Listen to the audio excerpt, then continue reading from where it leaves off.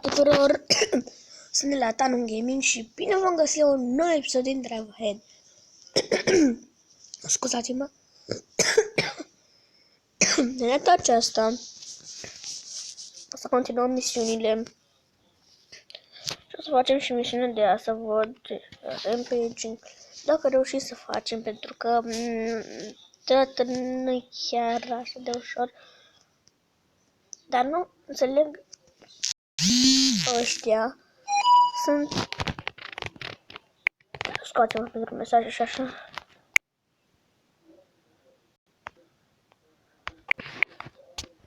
Hai mă. Nu e greu pentru că ăștia sunt uriași. O dați seama, la uriași e... totuși arată fain, zic eu. Dar nu uitați, dacă vă place, nu uitați să dați un like. Și o să mai fac episoade.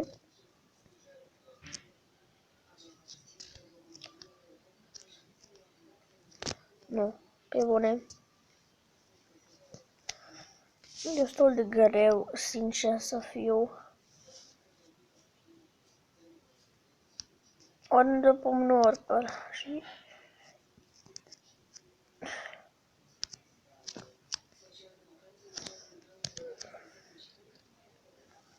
acum am câștigat. Mă rog. Nu, nu, nu, nu, nu, nu, nu. Eros. Da. Nu fost să mor. Te rog, te rog.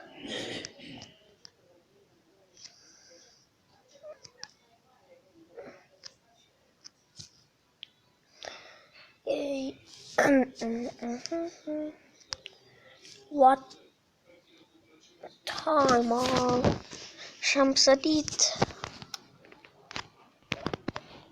Bum. Nu, nu, nu, nu, nu, nu.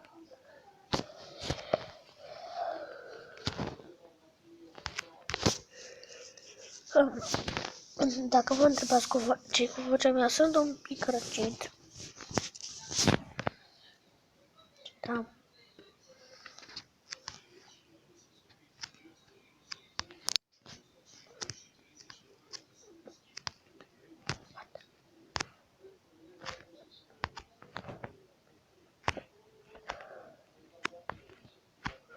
Așa.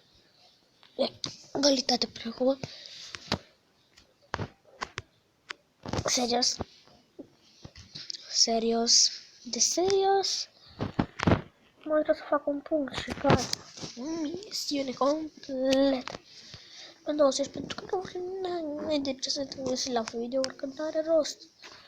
Nu știu. Și mai unul din 31 care... Și... Asta ne aici să facem.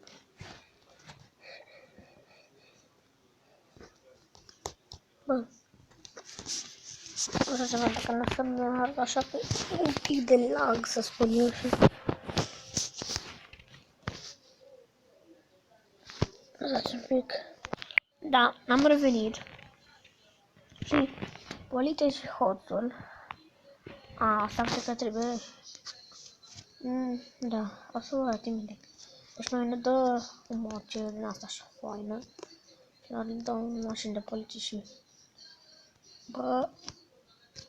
Nu scară, bă. Dar...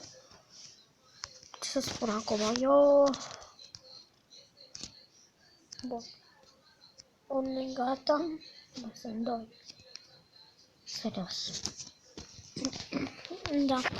Așa și la primul episod, când v-am zis că nu sunt așa de deștepți și își dau cu capul de pereți. Nu m-am cu capul de pereți. Și așa, deci mă nervează și pe mine la unele mașini, pur și simplu, mergi așa și te întorci pe roata din spate, la motociclete și la altele și mori. Da, și totuși, ales când ai un scor mare, te superi rău de tot. Pe bune. destul de greu, dacă mă întrebați pe mine, pentru că mă jucam misiunea asta. Odată am făcut-o foarte grea, odată am făcut foarte greu. Și am terminat-o și am dat foarte ușor. Din prima parcă am făcut-o.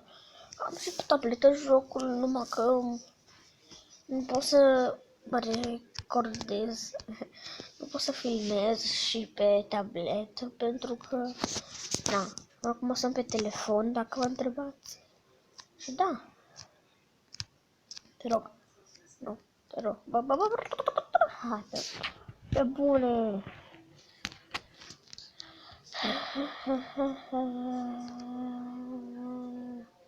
O să fac asta dacă vreau, pentru că da, de ce nu? Nu flipura în aer! Pe bune. Nu! Nu! Nu! Vai de capul meu! Ce greu e!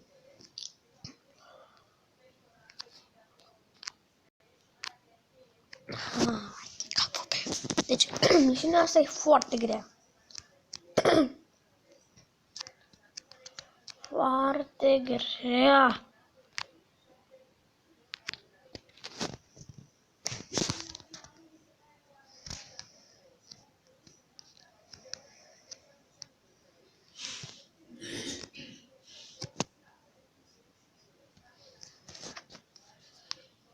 Da, măcar primești banii și la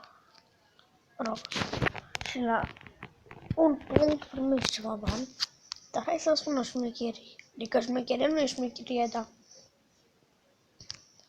așa chiar că nu sunt deștepți. Deci se spawnează și câteodată dau capul în cap. Ce naiba? Adică, frate, așa normal, cu capul în... Nu cred. Nu cred. Ah, bun. Bop. Așa. Așa. Da, scuzați-mă. Am făcut eu ceva. Nu. Nu. Nu. Nu cred. Ultimul.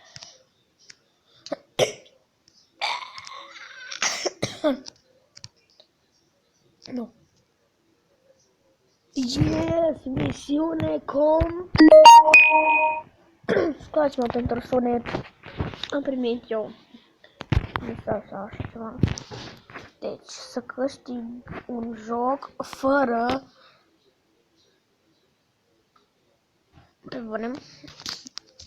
Nu cred, asta e cea mai bună, dar dacă vă întrebați să scrie acolo, să câștig un joc fără defeat, adică fără să mă învingă sau nu știu cum să vă zic exact acum. Fără eu să am toate punctele și el să n-aibă niciuna așa ceva. Și nu cred că e greu, că vine de pe astea, n-am rămas și bine. Bun, i-am dat una la rot și eu sărit o roată. Vedeți?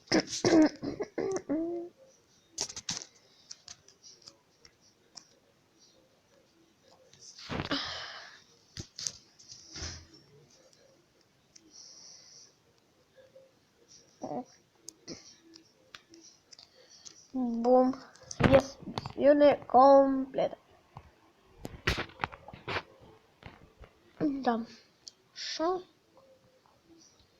Care e următoarea misiune? Justing.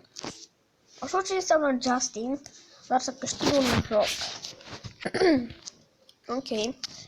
Aoleu. Aoleu. Haide, capul. Știu ce Justing. E lucrul asta cu aibă, asta nu faci.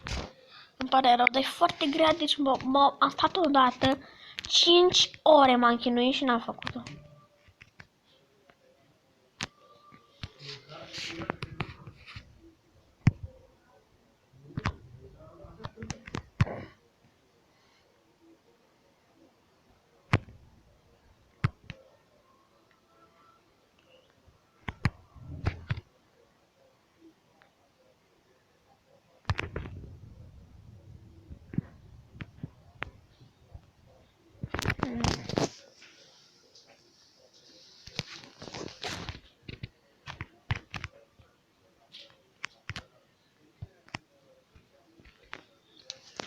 foarte grea. Misiunea asta, dacă e cea mai grea din joc.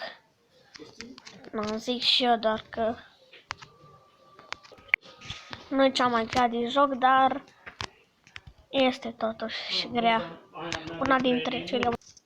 Da. Păi frate, cred că nu o să dau schimb la misiune, o să încercăm să facem data viitoare. Acum totuși că